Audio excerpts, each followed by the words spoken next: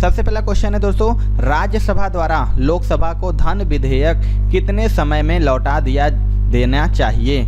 Very important question है ये और मैक्सिमम बार रिपीट हुआ है। आपको बताएं कि जो राज्यसभा द्वारा लोकसभा को धन विधेयक कितने समय में लौटा दिए जाने चाहिए। इसका आंसर हो जाएगा दोस्तों ऑप्शन नंबर सी यानी 14 दिन। आपको बता दें दोस्तों कि संविधान के अनुच्छेद 110 में धन विधेयक को परिभाषित किया गया है और कोई विधेयक धन विधेयक है अथवा नहीं, इसका निश्चय लोकसभा अध्यक्ष द्वारा किया जाता है और यह विधेयक अनिवार्यतः लोकसभा में ही प्रस्तावित किया जाता है। आपको बता दें कि धन विधेयक को राज्यसभा द्वारा अधिकतम 14 दिनों के अंदर अपनी सिफारिशों सहित लौटा देना चाहिए। अगला क्वेश्चन देख लेते हैं दोस्तों, संसद में प्रस्तुत बिल एक अधिनियम बन जाता है। आपको बताना है इसका राइट आंसर क्या होगा। संसद में प्रस्तुत बिल अधिनियम बन जाता है। आंसर हो जाएगा ऑप्शन नंबर बी यानी राष्ट्रपति की सहमति मिल जाने के बाद। बता दें कि संसद में प्रस्तुत कोई बिल जब संसद के दोनों सदनों द्वारा पारित किए जाने के पश्चात राष्ट्रपति द्वारा हस्ताक्षरित हो जाता है तब वह एक अधिनियम बन जाता है। अगला क्वेश्चन देख लेते हैं दोस्तों, निम्नलिखित में से किस विधेयक को संसद के प्रत्येक सदन द्वारा अलग अलग विशिष्ट बहुमत से पारित होना चाहिए। आपको बताना है इनमें से कौन सा राइट आंसर हो जाएगा। तो इसका आंसर हो जाएगा दोस्तों ऑप्शन नंबर डी यानी संविधान संशोधन विधेयक। आपको बता दें कि संविधान के अनुच्छेद 368/2 के अनुसार संविधान संशोधन विधेयक को संसद के प्रत्येक सदन द्वारा अलग अलग विशिष्ट बहुमत से पारित होना चाहिए। यदि दोनों सदनों के बीच असहमति होती है तो संयुक्त बैठक के लिए कोई उपबंध नहीं है। अगला क्वेश्चन देख लेते हैं दोस्तों, निम्नलिखित में से कौन सा विधेयक राज्यसभा में पहले प्रस्तुत नहीं किया जा सकता। मोस्ट इंपॉर्टेंट क्वेश्चन है। आपको बताना कि कौन सा विधेयक है जो राज्यसभा में पहले प्रस्तुत नहीं किया जा सकता। इसका आंसर हो जाएगा दोस्तों ऑप्शन नंबर ए यानी धन विधेयक।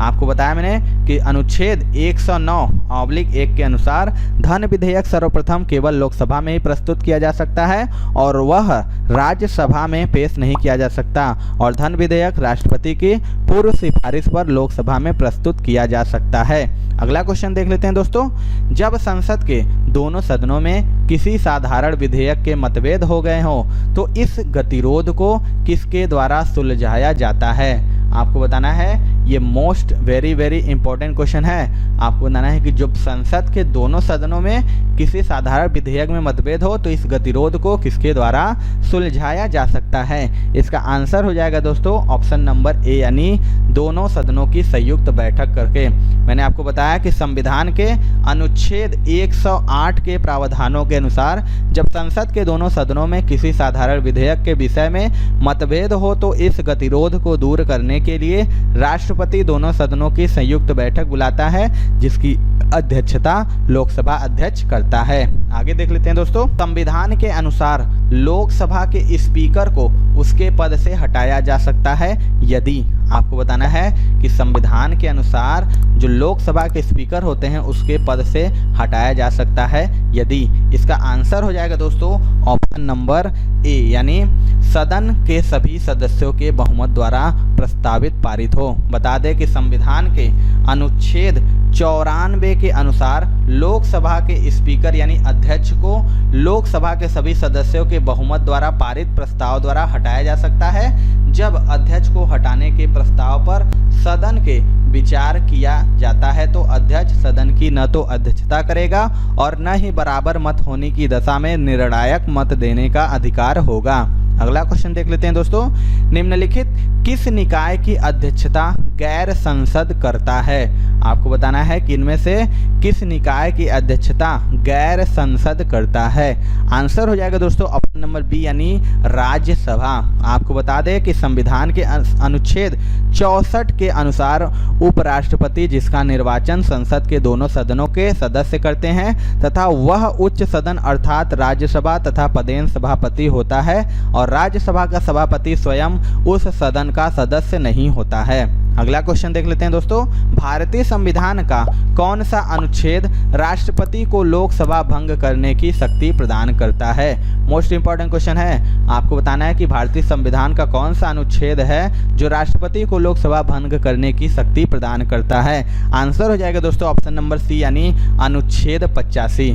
बता दें कि भारतीय संविधान के अनुच्छेद 85 के अधीन राष्ट्रपति को लोकसभा का सत्र आहूत करने, सत्रावसान करने तथा लोकसभा को भंग या विघटित किए जाने की शक्ति प्राप्त है और राष्ट्रपति प्रधानमंत्री की सलाह पर ही लोकसभा को भंग कर सकता है। अगला क्वेश्चन देख लेते हैं दोस्तों, नए राज्यों के निर्माण अथवा विद्यमान राज्यों की सीमाओं को परिवर्तित करने का अधिकार होता है। इसका जो राइट आंसर हो जाएगा दोस्तों ऑप्शन नंबर बी हो जाएगा यानी संसद को। बता दें कि भारतीय संविधान का अनुच्छेद 3 संसद को अधिकार प्रदान करता है कि वह विधि द्वारा नए राज्यों के निर्माण अथवा विद्यमान राज्यों की सीमाओं को परिवर्तित कर सकेगी। अगला क्वेश्चन देख लेते हैं दोस्तों, सरकार का वर्गीकरण संसदीय तथा अध्यक्षीय रूप में किया जाता है। मोस्ट इंपॉर्टेंट क्वेश्चन है, आपको बताना है कि जो सरकार का वर्गीकरण है वह संसदीय अथवा अध्यक्षीय रूप में किया जाता है। इसका आंसर हो जाएगा दोस्तों ऑप्शन नंबर ए यानी विधायिका तथा कार्यपालिका के बीच संबंध के आधार पर। आपको बता दें कि सरकार का संसदीय एवं अध्यक्षीय रूपों में वर्गीकरण विधायिका और कार्यपालिका के बीच संबंधों के आधार पर किया जाता है और संसदीय सरकार में विधायिका तथा कार्यपालिका आपस में घनिष्ठ रूप से संबंधित होती हैं तथा कार्यपालिका अपने कार्यों के लिए विधायिका के प्रति उत्तरदायी होती है। अगला क्वेश्चन देख लेते हैं दोस्तों, निर्णायक मत है, आपको बताना है इनमें से निर्णायक मत क्या है। इसका आंसर हो जाएगा दोस्तों ऑप्शन नंबर डी यानी जब दोनों पक्ष सहमत हो तो निर्णायक मत। बता दें कि संविधान के अनुच्छेद 100/1 तथा अनुच्छेद 189/1 के अनुसार क्रमशः संसद के दोनों सदनों लोकसभा एवं राज्यसभा के अध्यक्ष एवं सभापति और राज्य विधानमंडल में विधानसभा के अध्यक्ष एवं विधान परिषद के सभापति प्रथमतः किसी मामले में मतदान में भाग नहीं लेते, परंतु दोनों पक्षों में मत बराबर होने की दशा में वे निर्णायक मत का प्रयोग करते हैं। अगला क्वेश्चन देखते हैं दोस्तों, संघीय मंत्रिपरिषद अपने आचरण के लिए किसके प्रति उत्तरदायी होता है? आपको बताना है कि जो संघीय मंत्रिपरिषद होता है अपने आचरण के लिए किसके प्रति उत्तरदायी होता है। मोस्ट इम्पॉर्टेंट क्वेश्चन है और मैक्सिमम बार ये क्वेश्चन रिपीट हुआ है, तो उसका आंसर हो जाएगा दोस्तों ऑप्शन नंबर बी यानी लोकसभा। आपको बता दें कि संविधान के अनुच्छेद 75/3 के अनुसार संघीय मंत्रिपरिषद अपने आचरण और कार्यों के लिए सामूहिक रूप से संसद के निम्न सदन लोकसभा के प्रति उत्तरदायी होती है, जबकि संघीय मंत्रिपरिषद का प्रत्येक मंत्री अपने द्वारा लिए गए निर्णयों के राष्ट्रपति के प्रति उत्तरदायी होता है। अगला क्वेश्चन देखते हैं दोस्तों, भारत में कार्यकारिणी किसके प्रति प्रत्यक्ष रूप से उत्तरदायी होती है? आपको बताना है कि जो भारत में कार्यकारिणी इनमें से किसके प्रति प्रत्यक्ष रूप से उत्तरदायी होती है। आंसर हो जाएगा दोस्तों ऑप्शन नंबर डी यानी विधानमंडल। बता दें कि भारत में कार्यकारिणी यानी संघीय या प्रादेशिक प्रत्यक्ष रूप से विधानमंडल के प्रति उत्तरदायी होती है। अगला क्वेश्चन देखते हैं दोस्तों, भारत सरकार के व्यय और नियंत्रण करने की शक्ति किसके पास होती है? आपको बताना इनमें से भारत सरकार के व्यय और नियंत्रण करने की शक्ति किसके पास होती है। आंसर हो जाएगा दोस्तों ऑप्शन नंबर ए यानी संसद। बता दें कि भारतीय संविधान के अनुसार भारत सरकार के व्यय पर नियंत्रण करने हेतु संसद को अधिकार प्रदान किया गया है।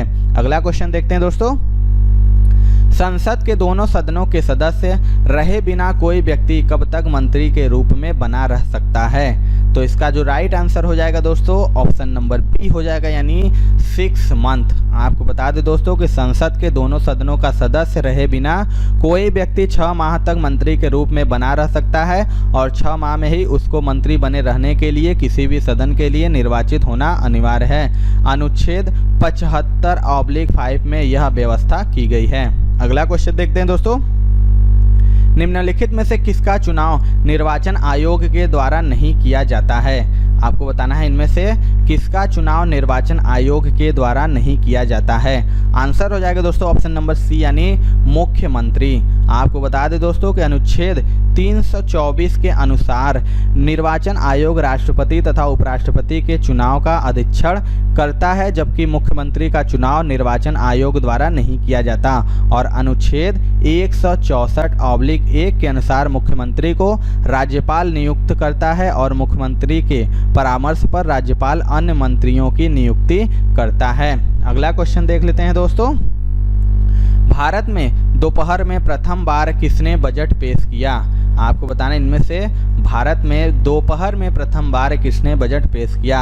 इसका आंसर हो जाएगा ऑप्शन नंबर ए यानी यशवंत सिन्हा। आपको बता दें कि श्री यशवंत सिन्हा वाजपेयी सरकार में वर्ष 1998 से 2002 तक वित्त मंत्री थे और इसमें वर्ष 1999-2000 का बजट इन्होंने दोपहर में पेश किया, जबकि अन्य बजट शाम 5 बजे पेश किए गए।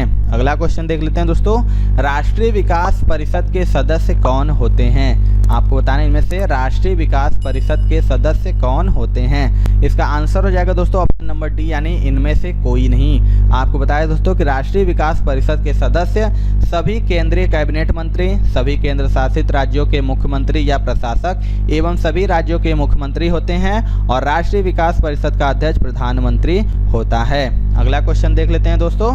निम्नलिखित में से कौन राष्ट्रीय विकास परिषद का सदस्य नहीं है? अब आपको बताना है कि इनमें से कौन राष्ट्रीय विकास परिषद का सदस्य नहीं है। इसका आंसर हो जाएगा दोस्तों ऑप्शन नंबर डी यानी भारत के राष्ट्रपति।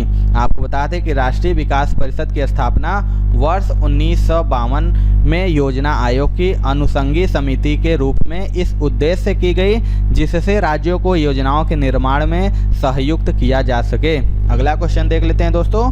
संघीय सरकार का मुख्य लाभ है। आपको बताना है जो संघीय सरकार है उसका मुख्य लाभ क्या है। इसका आंसर हो जाएगा दोस्तों ऑप्शन नंबर बी यानी आपको बता दें यह संघीय सरकार में राज्य क्षेत्रीय स्वायत्तता के साथ एक संघ होता है जिसमें राज्य को संघ से अलग होने का कोई अधिकार नहीं होता। इसलिए संघीय सरकार क्षेत्रीय स्वायत्तता के साथ राष्ट्रीय एकता को एकीकृत करता है। अगला क्वेश्चन देख लेते हैं दोस्तों। संसदीय प्रणाली में कार्यपालिका का वास्तविक प्रधान कौन होता है? आपको बताना इनमें से जो संसदीय प्रणाली में कार्यपालिका का वास्तविक प्रधान कौन होता है। इसका आंसर हो जाएगा ऑप्शन नंबर बी यानी प्रधानमंत्री।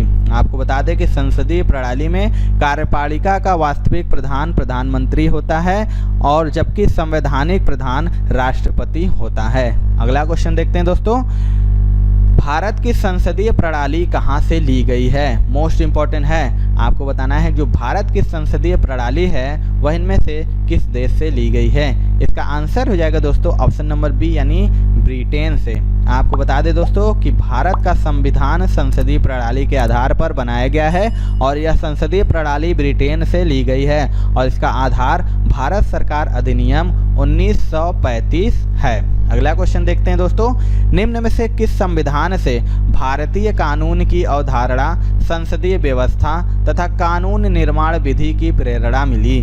आपको बताना है इनमें से इसका राइट आंसर क्या हो जाएगा। तो इसका राइट आंसर हो जाएगा दोस्तों ऑप्शन नंबर बी यानी ब्रिटिश संविधान। आपको बता दें कि भारतीय संविधान का सबसे बड़ा स्रोत गवर्नमेंट ऑफ इंडिया एक्ट 1935 है क्योंकि लगभग 2/3 प्रावधान इसी से लिए गए हैं और ब्रिटिश संविधान से संसदीय सरकार की व्यवस्था, विधि निर्माण की प्रक्रिया और एकल नागरिकता की प्रेरणा मिली है, जबकि कनाडा के संविधान से भारतीय संघ व्यवस्था प्रेरित है। अगला क्वेश्चन देख लेते हैं दोस्तों। संसद किसके बिना काम नहीं कर सकती?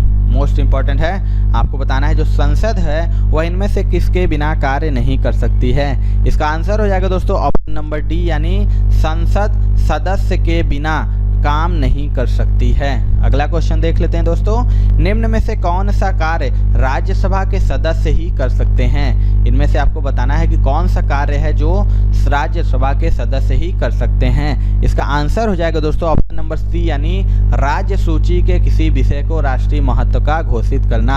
आपको बता दें कि अनुच्छेद 249 के अंतर्गत राज्य सूची के किसी विषय पर संसद द्वारा कानून बनाने के लिए पहले राज्यसभा द्वारा उसे राष्ट्रीय महत्व का घोषित किया जाता है। इसके बाद ही संसद उस विषय पर कानून बना सकती है। तो ये थी दोस्तों आज की वीडियो। आपको वीडियो कैसा लगा कमेंट सेक्शन में जरूर बताइएगा। वीडियो पसंद आएगा दोस्तों तो एक लाइक जरूर कर दीजिएगा और हमारे चैनल पर नए हैं तो चैनल को जरूर सब्सक्राइब कर लीजिएगा। सब्सक्राइब करने का बेल आइकन जरूर दबा दीजिएगा जिससे हम कोई वीडियो डालेंगे दोस्तों उसका नोटिफिकेशन आपको मिलता रहेगा। तो मिलते हैं दोस्तों अपने अगले वीडियो में, तब तक के लिए जय हिंद जय भारत।